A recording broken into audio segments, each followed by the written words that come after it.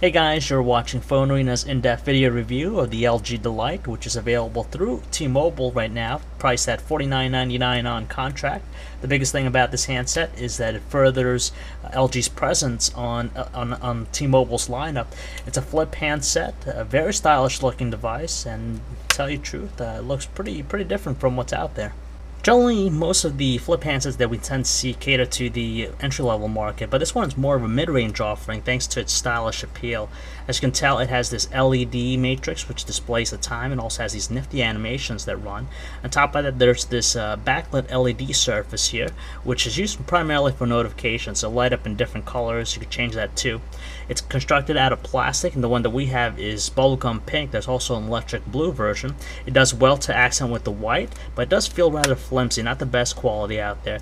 Also, the hinge doesn't have that, it feels somewhat loose, doesn't have that snappy feel. Very lightweight because of the choice of materials, and on top of that, it is rather long for most when you compare this to other flip handsets. When you open up the handset, you're going to be greeted to its 2.8-inch display, which has a widescreen look to it. It has a resolution of 240 by 400 and support for 262,000 colors. It's pretty detailed. We definitely like the look of it, but it does lack some brightness issues, so you'll have a hard time viewing it in outdoor conditions. Right below that, you have your numeric keypad, which is adequately sized, even for people with larger fingers. They're all flush to the surface from what you could see, but they do offer a pretty good tactile response when you press them. We didn't like the backlighting though. It's kind of weak for our taste. Same thing applies to the circular directional pad, which is pretty good. On the left hand side, you have just your volume rocker, which is a little bit small. On the right side, you have the dedicated shutter key, and here you have the micro USB port to charge, connect to the computer, and even for the headphones that are included with the packaging. On the back, you have the 2 megapixel camera, and when you remove the back cover, it gives you access to the battery, SIM card slot, and micro SD card slot. As far as the platform goes, we definitely like its look, just because it's a little bit more animated versus the other offerings out of other LG phones. You have your home screen here, and you're presented with just a static wallpaper right now, but you could change it to a animated one. The main menu, same thing applies to it. There's a lot of animations when you scroll over each of the icons. It's in grid life view, but you could change that the way it looks. There's a lot of options from the wallpaper to color themes, even the external display, the brightness, and just makes it really fun and straightforward.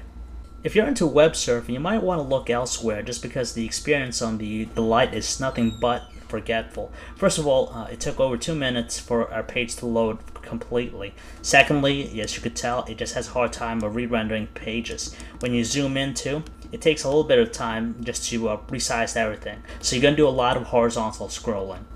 The music player is rather pretty looking, just because it displays the album cover and also some pertinent information. You can even set a visualization to run just to give an animated look.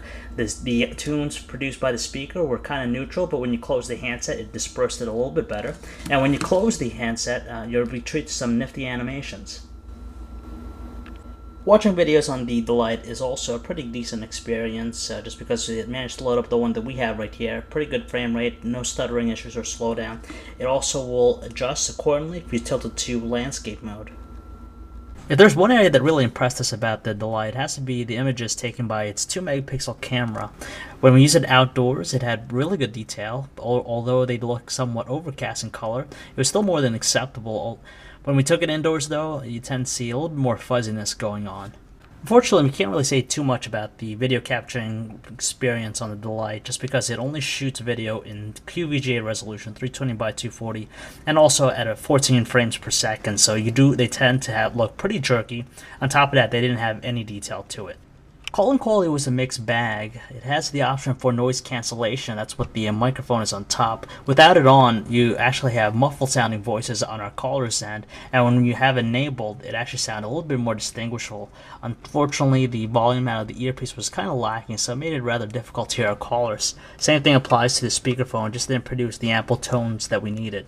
When it came down to signal strength, we didn't have any issues as far as fluctuation, but we did notice that it dropped a few of our calls during our time with it. Battery life, we managed to get 7 hours of talk time when the manufacturer has it rated for 6, so it does a respectable job.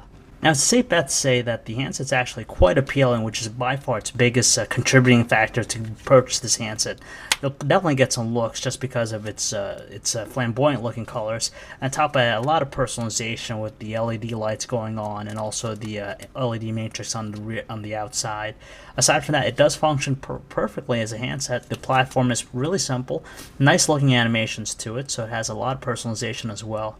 But if you're looking for more in-depth features like taking videos or even web browsing, it did kind of poorly in that category.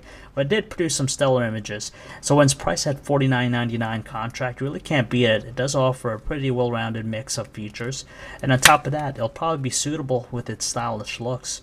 So if you'd like to learn more about this handset or for all the latest cell phone reviews, news specs, and information, you can check us out at phonearena.com.